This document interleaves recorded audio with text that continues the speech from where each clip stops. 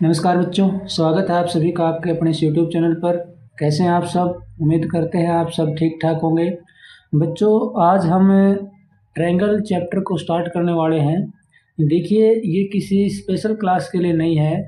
ये जो चैप्टर है ये आपने 7th क्लास में भी पढ़ा होगा या पढ़ रहे होंगे, 8th क्लास में, 9th क्लास में, 10th 11th 12th और यहाँ तक कि आप किसी भी कंपटीशन एग्ज़ाम में बैठते हैं तो आपको इस चैप्टर से या फिर इस चैप्टर की जो प्रॉपर्टीज़ हैं उससे रिलेटेड कोई ना कोई क्वेश्चन देखने को ज़रूर मिलता है। तो हम आज इस चैप्टर को बिल्कुल बेसिक से शुरू करेंगे और धीरे धीरे यानी कि अलग अलग पार्ट में इस चैप्टर को जो है समाप्त करेंगे। यानी कि कहने का मतलब ये है कि इसको छोटी क्लास यानी कि 6th 7th क्लास से लेकर के हम अपर क्लास के लेवल तक इसको लेकर के जाएंगे।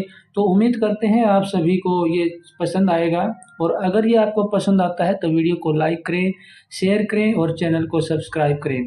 देखिए, जैसा कि आपको स्क्रीन पर दिखाई दे रहा है, आज हम पढ़ने वाले हैं ट्रायंगल।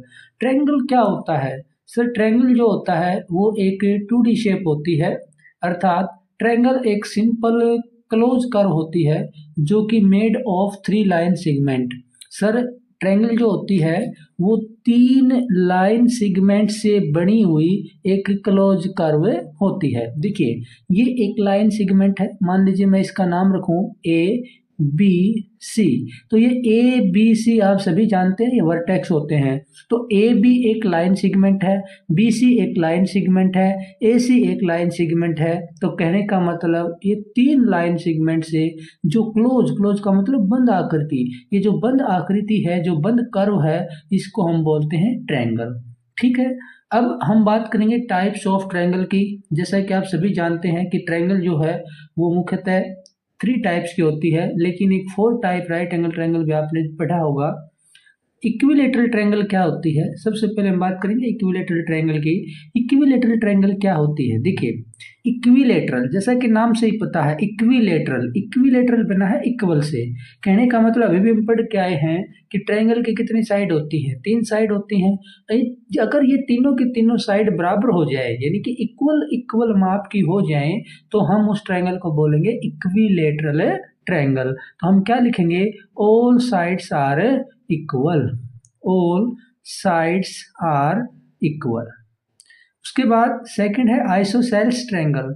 आइसोसेल्स ट्रायंगल क्या होती है? आइसोसेल्स ट्रायंगल, आइसो का मतलब दो, आइसोसेल्स ट्रायंगल यानी कि ऐसे हम मतलब इसको कंपेयर करके चलेंगे। आइसो यानी कि दो साइड जिस भी ट्रायंगल के बराबर होंगे उस ट्रायंगल को हम बोलेंगे आइसोसेल्स ट्रायंगल। ये याद करने के लिए है आइसो दो, यानी कि जो इसकी राइमिंग स्कीम है आइसो दो, इसे इसको आप कंपेयर करके मतलब याद रख सकते हैं। तो आइसोसेल्स ट्रायंगल ऐसी कोई भी ट्रायंगल जिसकी दो साइड बराबर होती हैं उसको हम कहेंगे आइसोसेल्स ट्रायंगल। तो क्या लिखेंगे? 2 sides are equal, 2 sides are equal.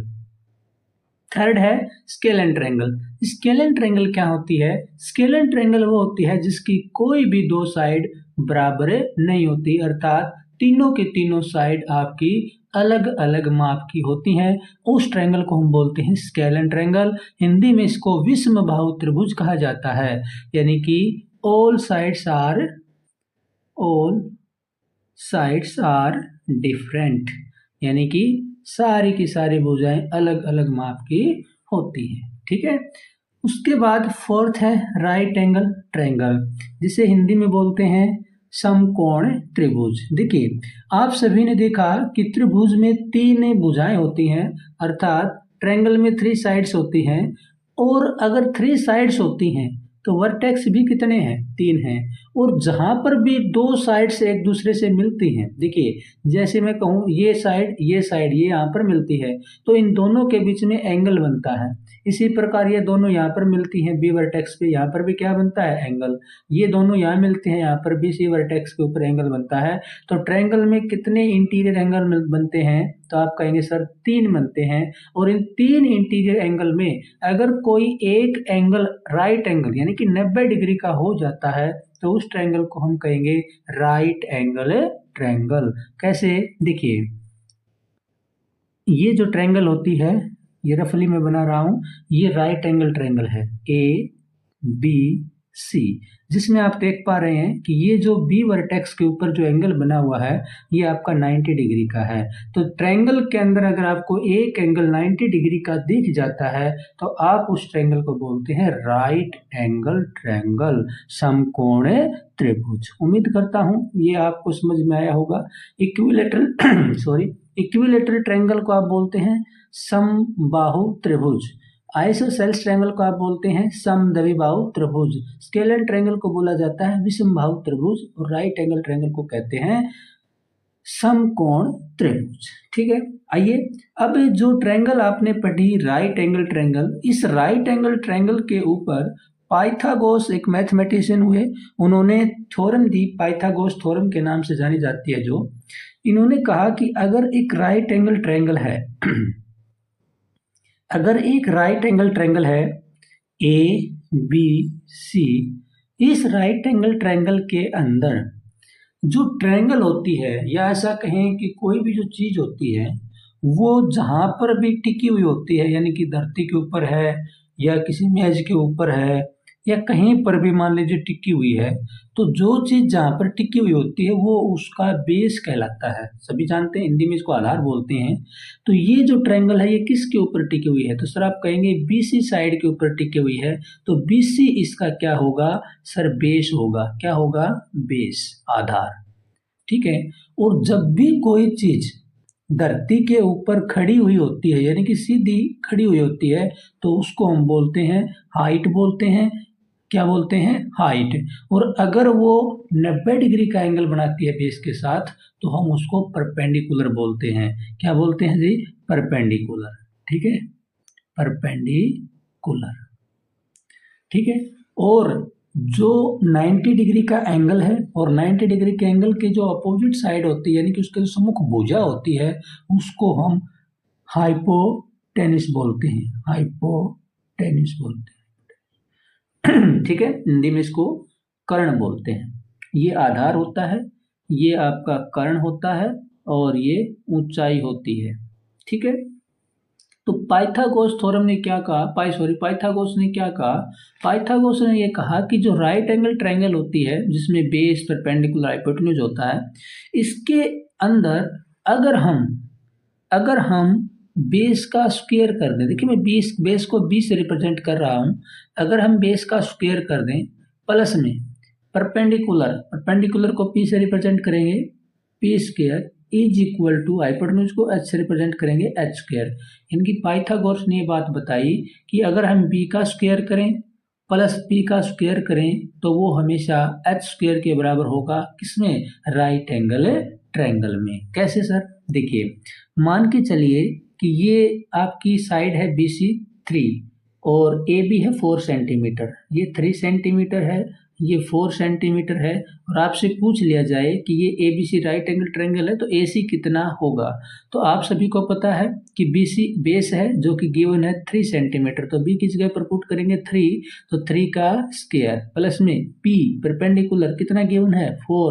4 का square is equal to h square, क्योंकि h हमें निकालना है। 3 square 9, 4 square 16 is equal to h square. 9 plus 16 25 is equal to h square. हमें वैल्यू चाहिए h की, तो स्क्वायर को खत्म करना होगा और स्क्वायर खत्म होगा स्क्वायर रूट से, तो आप करेंगे दोनों तरफ स्क्वायर रूट, तो taking square root on both side root 25 is equal to h square root. Square से स्क्वायर रूट कैंसिल और रूट 25 होगा प्लस माइनस 5, क्योंकि साइड कभी नेगेटिव नहीं हो सकती इसलिए हम प्लस 5 लेंगे, तो h इज इक्वल टू 5 और h क्या था? हाइपोटेन्यूज, यानी AC आपकी हो जाएगी 5 सेंटीमीटर। तो हम पाइथागोरस थ्योरम का यूज करेंगे। अगर आपको दो साइड गिवन है तो थर्ड साइड हम इस थ्योरम का यूज करके निकाल सकते हैं। आगे हम क्वेश्चन भी सॉल्व करेंगे इससे रिलेटेड। देखिए, उसके बाद आता है पाइथागोरियन ट्रिपलेट। ये आपको 8th क्लास में भी देखने को मिलता है, पाइथागोरियन ट्रिपलेट। पाइथागोरियन ट्रिपलेट क्या होता है? देखिए, जैसा कि आपने अभी ऊपर हमने क्वेश्चन सोल्व किया 3, 4, 5, यदि आपकी साइड्स इस तरह से गिवन है और वो पाइथागोरस थ्योरम को मतलब एक राइट एंगल ट्रायंगल की साइड्स बनती हैं, जैसे 3, 4, 5 था, तो ये 3 4 5 जो है ट्रिपलेट कहलाती है। ट्रिपलेट क्यों? ट्रिपल का मतलब 3, 3 4 5, ये तीनों के तीनों साइड ट्रिपलेट क्यों कहलाती है? पाइथागोरियन ट्रिपलेट, क्योंकि ये तीनों के तीनों राइट एंगल ट्रायंगल की साइड बनती हैं, तो ये पाइथागोरियन ट्रिपलेट बनता है। ठीक है, अब बात ये आती है सर कि अगर मान लीजिए आपको राइट एंगल ट्रायंगल की दो साइड ना पता हो, सिर्फ और सिर्फ एक साइड दे रखी हो, और आपसे वो पाइथागोरियन ट्रिपलेट पूरी करवाना चाहता है, अर्थात जो दो साइड बच गई उन दोनों साइड को भी आपसे पूछना चाहता है कि कितने कितने सेंटीमीटर की होंगी, तो कितने कितने मीटर की होंगी, तो आप कैसे बताएंगे? तो इसके लिए हम दो फार्मूले जानते हैं। पहली बात, पहले तो आपको सबसे पहले क्या देखना है कि जो साइड आपको दी हुई है एक साइड, वो इवन है या ओड है। या तो इवन मिलेगी या ओड मिलेगी। सर इवन क्या होता है? इवन वो नंबर होता है जो 2 से कंप्लीट डिवाइड होता है, ओड वो होता है जो 2 से कंप्लीट डिवाइड नहीं होता है। तो इवन, अगर गिवन साइड इवन है तो उसकी जो तीनों की तीनों जो साइड मिलेंगी पाइथागोरियन ट्रिपलेट की, यानी कि जो राइट एंगल ट्रायंगल के तीनों साइड मिलेंगी, वो आपकी इस फॉर्म में होंगी। 2x पहली साइड, दूसरी एक्स स्क्वेयर माइनस 1, तीसरी एक्स स्क्वेयर प्लस 1। यानी कि जब साइड आपकी जो गिवन होगी वो इवन होगी तो ये तीनों की तीनों साइड उसकी इस फॉर्म में होंगी। ठीक है, और अगर गिवन साइड ओड होगी तो उसकी तीनों की तीनों साइड जो होंगी वो आप इसको 2 से कंप्लीट 2 से डिवाइड कर दीजिए तीनों को, तो इसको 2 से डिवाइड करेंगे तो x बचेगा, इसको 2 से डिवाइड करेंगे x square minus 1 divide by 2, और इसको 2 से डिवाइड करेंगे x square plus 1 divide by 2। ठीक है, तो जब इवन होगी तो तीनों साइड इस रूप में मिलेंगी, और ओड होगी तो तीनों की तीनों साइड ये होंगी आपकी। ठीक है, आगे हम क्वेश्चन सोल्व करेंगे तब आप अच्छे से समझ पाएंगे। आइए उसके बाद हम चलते हैं प्रॉपर्टीज ऑफ ट्रायंगल के ऊपर। सबसे पहले जो मेन प्रॉपर्टीज है, sum of all interior angles of triangle, यानी कि ट्रायंगल के तीनों आंतरिक कोणों का योग कितना होता है। तो हम सभी जानते हैं कि ट्रायंगल के तीनों आंतरिक कोणों का योग 180 डिग्री होता है। वो चाहे ट्रायंगल आपकी आइसोसेल्स हो, चाहे इक्विलैटरल हो, चाहे स्केलन हो, चाहे राइट एंगल ट्रायंगल हो, कैसी भी ट्रायंगल हो, ट्रायंगल के तीनों इंटीरियर एंगल का सम हमेशा 180 डिग्री होता है। चलिए प्रॉपर्टीज ऑफ ट्रायंगल, पहली प्रॉपर्टीज क्या कहती है देखिए, exterior angle of triangle is equal to the sum of two opposite interior angles of a triangle. कहता है कि किसी भी ट्रायंगल का अगर हमें एक्सटीरियर एंगल निकालना है तो वो एक्सटीरियर एंगल ट्रायंगल के अंदर जो दो अपोजिट इंटीरियर एंगल हैं उन दोनों के सम के बराबर होता है। कैसे? देखिए मैं थोड़ा यहाँ पर आपको रफली समझाना चाहता हूँ कि ये मान लीजिए मेरे पास एक ट्रायंगल है, और इस ट्रायंगल का ये जो एंगल आपको दिखाई दे रहा है ये एक्सटीरियर एंगल है।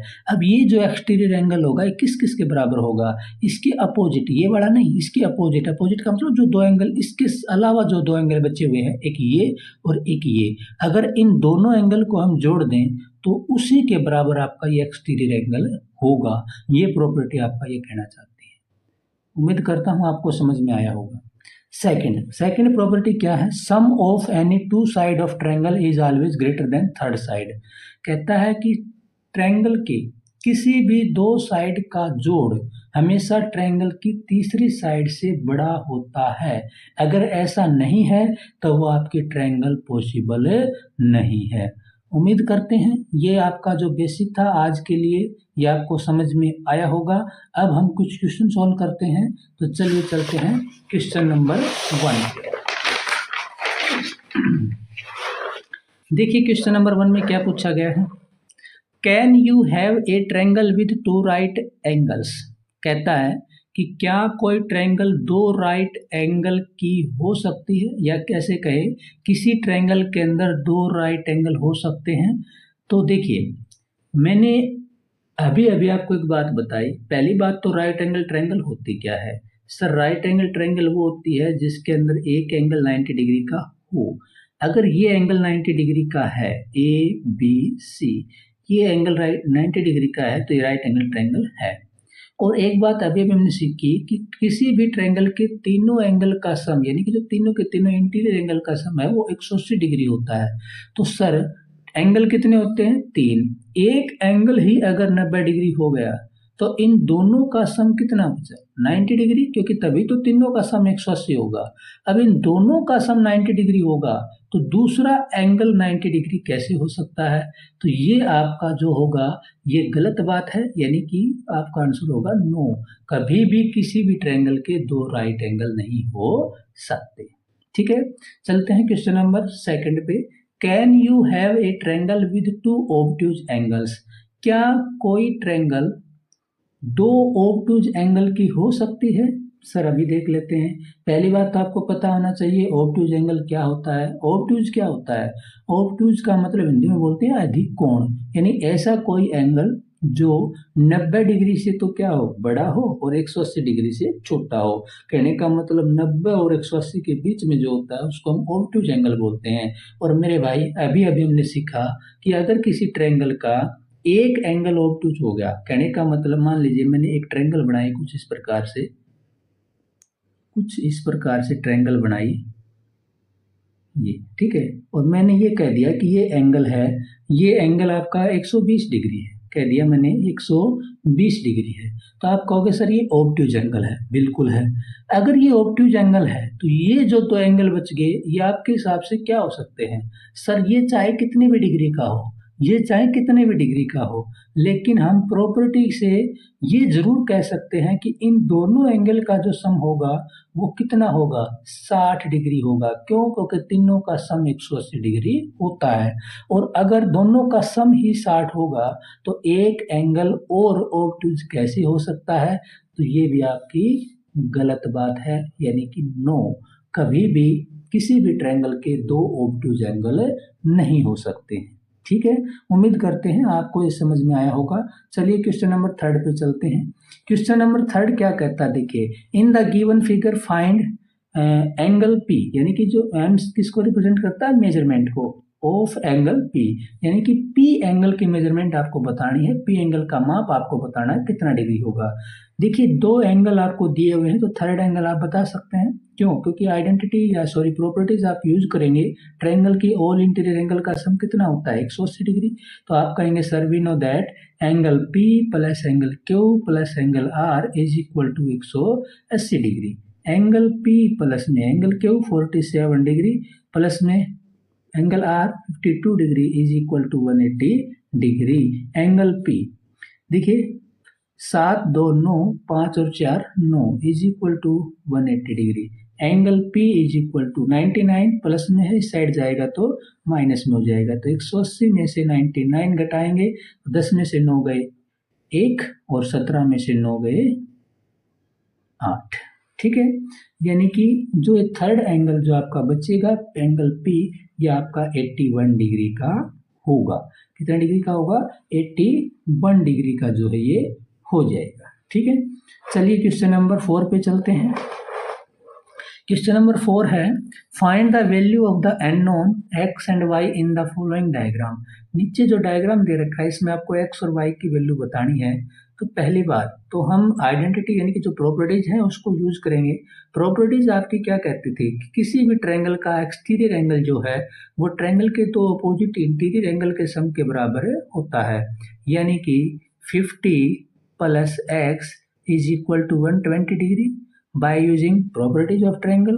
तो यहाँ से हमें x की वैल्यू मिलेगी 50 प्लस इधर जाएगा माइनस 120 में से 50 घटाएंगे तो कितना बचेगा 70 बचेगा सर। तो x की वैल्यू कितनी आ गई 70 आ गई, और x की वैल्यू 70 आ गई तो y हम निकाल सकते हैं। क्यों? क्योंकि ट्रायंगल के तीनों एंगल का सम 180 डिग्री होता है। तो 70 plus 50 plus y is equal to 180 degree. 70 50 120 plus में y is equal to 180 degree which implies y is equal to 180 में से 120 घटाएंगे तो कितना बचेगा 60। तो सर x की वैल्यू 70 डिग्री और y की वैल्यू 60 डिग्री। ठीक है, चलिए क्वेश्चन नंबर 5 पे चलते हैं। Question number 5 is there a triangle whose sides have length 10.2 centimetre 5.8 centimetre and 4.5 centimetre. क्या कहता है कि क्या किसी त्रिभुज की ये तीनों की तीनों साइड यानी कि जो लेंथ दे रखी है ये इतने इतने सेंटीमीटर की हो सकती हैं। सर हमने अभी अभी एक प्रॉपर्टीज पढ़ी थी कि ट्रायंगल के दो साइड का सम हमेशा ट्रायंगल के तीसरी साइड से बड़ा होना चाहिए। तो कहने का मतलब हम ट्रायंगल के किसी भी दो साइड को जोड़ के देखेंगे और अगर वो सम तीसरी साइड से बड़ा होता है तो ये पॉसिबल है, अदरवाइज नहीं है। तो देखिए अगर मैं 10.2 प्लस 5.8 ऐड करता हूँ, पहली बात। दूसरी चीज, यदि मैं 10.2 प्लस 4.5 ऐड करता हूँ, ठीक। तीसरी चीज, यदि मैं 5.8 प्लस 4.5 ऐड करता हूँ। चौथी चीज, 5.8 10.2 ये भी हमने ऐड किया, 10.2 प्लस 4.5 ये भी ऐड किया और ये ऐड किया। देखिए कितना कितना आता है, 8 और 2 10, 10 और 5 15 और 1 16। ये कितना हुआ, 5 और 2 7, 10 और 4 14। ये कितना हुआ, 8 और 5 13, 5 4 9 और 1 10। देखिए दो साइड यानी कि दो साइड 10.2 5.8 जब हमने जोड़ा तो कितना आया 16, जो कि 4.5 से बड़ा है, बिल्कुल है सर। 10.2 प्लस 4.5 कितना है 14.7, जो कि 5.8 से बड़ा है, बिल्कुल है सर। 5.8 प्लस 4.5 जोड़ा कितना आया 10.3, जो कि 10.2 से बड़ा है। इसका मतलब ट्रायंगल के हमने किसी भी दो साइड को जोड़ के देखा तो ट्रायंगल का जो दो साइड का जो जोड़ है वो हमेशा थर्ड साइड से क्या आया, बड़ा आया। तो ये जो है ट्रायंगल की तीनों के तीनों साइड हो सकती हैं, तो आपका जवाब होगा यस। ठीक है, चलिए क्वेश्चन नंबर 6 पे चलते हैं, जो कि आज का लास्ट क्वेश्चन है। A tree is broken at a height of 5 meter from the ground and its top touches the ground at a distance of 12 meter from the base of the tree। ठीक है, find the original height of the tree. क्या कहता है, देखिए कहता है कि पेड़ जो है वो 5 मीटर हाइट से टूट जाता है और from the ground and its top touches the ground at a distance of 12 metre from the base of the tree. और वो जो पेड़ है वो ग्राउंड के ऊपर खड़ा है और वो पेड़ 5 मीटर हाइट से टूटने के बाद धरती को छूने लगता है और वो बेस से यानी कि जहां पर वो खड़ा है उसके और जहां पर वो गिरेगा उसका जो ऊपर का जो पेड़ का जो ऊपरी जो हिस्सा है वो जहां पर गिरेगा धरती पर, उसके बीच की जो दूरी है वो 12 मीटर है। तो आपको उस पेड़ की ओरिजिनल हाइट जो है वो बतानी है, कितने यानी कि हाइट का कितनी ऊंचाई का पेड़ जो है वो आपका था, यानी पेड़ की हाइट कितनी थी, पेड़ कितना लंबा था। देखिए पहली बात तो सॉल्यूशन करेंगे इसका। पहली बात तो देखिए मैंने पहले भी आपको बताया था कि जब भी कोई चीज धरती के ऊपर अगर सीधी खड़ी है तो सर वो चीज हमेशा 90 डिग्री का एंगल बनाती है, किसके साथ, धरती के साथ। ठीक है, अब ये मान लीजिए आपका पेड़ था, मान के चलिए ये पेड़ था। ठीक है, अगर ये पेड़ ये कहता है कि ये पेड़ था और ये पेड़ 5 मीटर हाइट से, यानी कि इस पेड़ की जो ये पेड़ था आपका पूरा लंबा, ये 5 मीटर हाइट से टूट जाता है, यानी कि मान लीजिए यहाँ से इसकी हाइट कितनी है 5 मीटर, यहाँ से यहाँ तक की हाइट है 5 मीटर, यहाँ से ये टूट गया। टूटेगा पेड़ तो टूट के बिल्कुल अलग नहीं हुआ है, लेकिन टूटने के बाद जो इसका ऊपरी जो हिस्सा है यानी कि ऊपर का जो टॉप है, ये टॉप जो है ऐसे मुड़ जाएगा और मुड़ करके टॉप जो है धरती को छूने लगेगा। यानी कि ये जो ऊपर का हिस्सा था ये ऐसे मुड़ जाएगा और मुड़ करके धरती को छूने लगेगा, ऊपरी हिस्सा अलग नहीं हुआ बिल्कुल भी।